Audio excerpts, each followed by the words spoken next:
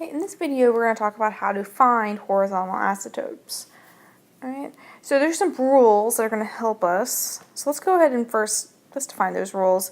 So what I have written here, this is a rational function. So we have a polynomial on top, polynomial on bottom, and so what we're going to be doing is we're basically going to be using the leading terms. So this first term here.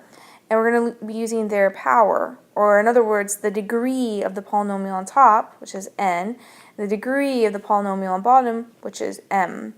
Okay, so if n is less than m, so that means you have a lower power on top than you do on the bottom. Lower power in the numerator than you have on the denominator. Then y equals 0 is a horizontal asymptote. Alright, so that's a nice rule to have, and that's always going to be the case. And then if n equals m, then y equals the leading coefficient on top, so a sub n, divided by the leading coefficient on the bottom, which is b sub m. This is a horizontal asymptote. Alright. Third rule is if n is greater than m, so the degree on the top is higher than the degree on the bottom, then there is no horizontal asymptote. Okay, so let's go ahead and use these rules and do a few examples. In this first example, let's go ahead and we'll find the horizontal and vertical asymptotes. Alright, so the first step when you're finding asymptotes, as we just learned in the previous video when we were finding holes, we said, oh, you know, this factoring thing is really important to get started, right? Make sure you don't find any, vertical asymptotes, and you think it's a vertical asymptote, but it's actually just a hole. So it's a good idea to start by factoring, so let's go ahead and do that. On top, let's see, is this easily factorable? So we need to think about two numbers. When you multiply them together, you get -2, and when you add them together, you get +3. That would be -2 and -1. Alright, and then on the bottom, let's think of two numbers. When you multiply them together, you get 2 times 2, which is 4. So when you multiply these two numbers together, you get 4. When you add them together, you get -5. So when you multiply them together, you get 4, and when you add them together, you get -5. So that's going to be -4 and -1. Right? So those two numbers, -4 and -1, when you multiply them together, you get +4, and when you add them together, you get -5. Okay. So basically, what did I do? I just changed this -5 into -4x minus 1. So I didn't change this at all. I just broke it down into two different pieces. All right. I need to continue this factoring here. I'm not quite done with what I've written. So let's see. Just copying the top here. Copying the numerator. Okay. And then on the denominator, so let's see. What can I pull out of this piece here? I can pull out a 2 and an x, and I'll be left with 1x minus 2. Okay? And what can I pull out over here? I can pull out a -1, I guess. So then I would have x minus 2. Alright, so now let's go ahead and pull this out. So what we're left with is 2x minus 1. So let's go ahead and write that. Well, first let me go ahead and rewrite the numerator. So what do I have? I have 2x minus 1, and then x minus 2. All right. Whew, good thing I factored, because I do have a cancellation. These two cancel. Okay, so I can rewrite this as x minus 1, 2x minus 1. But it's important that I say x cannot equal 2, right? Because if x were equal to 2, the bottom would be 0, right, in the original f of x. So you can write it in the simplified form, but you need to remember x cannot equal 2. So you need to write that next to your function, okay? So comma x cannot equal 2. Okay, so there's a hole at x equals 2, basically. All right, so let's see. Now let's talk about what our horizontal asymptote is. All right, the powers of x on the top and the bottom, or the power of the degree of the polynomial on the numerator and the degree of the polynomial on the denominator, it's both 1, right? X is basically, this is to the power of 1. So the powers match. So m equals n, you know, that rule that I just in the previous slide talked about. So in that case, I said that when m equals n, y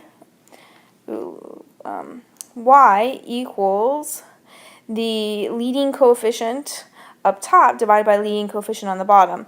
So the leading coefficient up top is basically, this is a 1 here, divided by leading coefficient on the bottom, which is 2.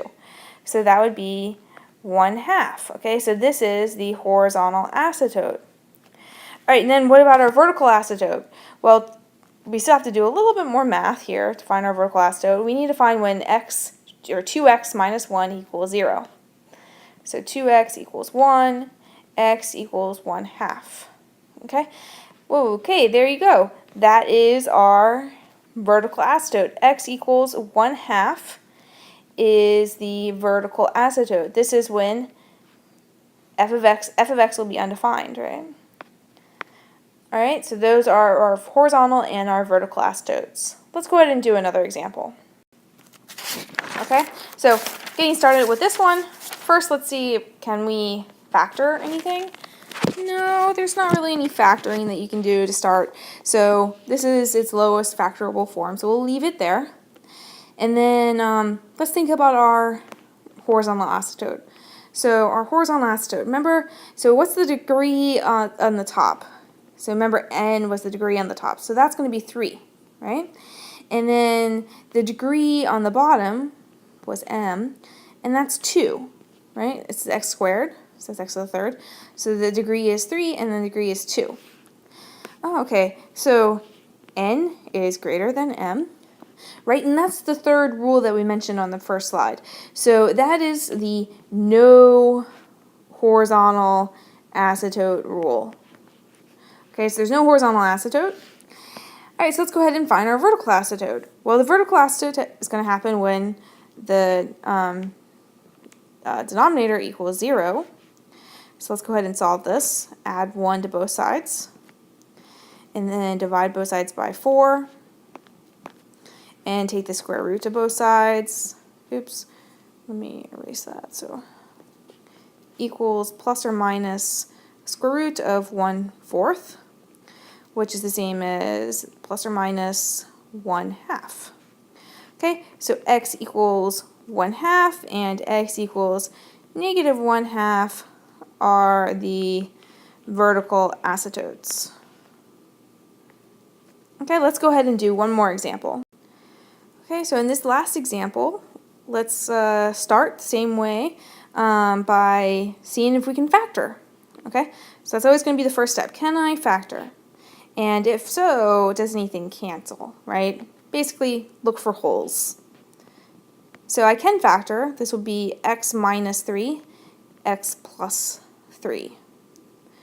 All right, nothing cancels though, so that's good. No holes. All right, so let's go ahead and well, since nothing canceled, we'll look at this to determine horizontal asymptotes. And so we're looking at the degree on the top and the degree on the bottom. So the degree on the top, n, is equal to 1, right? So the highest power of x that you see on top is 1, right? X to the 1. And then on the bottom, the highest power of the x that you see is 2. So the degree on the bottom is 2. M equals 2. So n is less than m. Okay?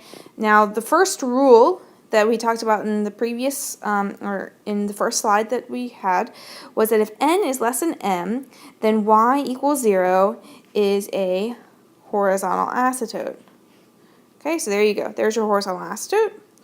And let's go ahead and find our vertical asymptote. So that's going to happen when x squared minus 9 equals 0. Okay, x squared equals 0, or x equals plus or minus 3. You take the square root of both sides. So x equals 3 and x equals negative 3 are the vertical asymptotes.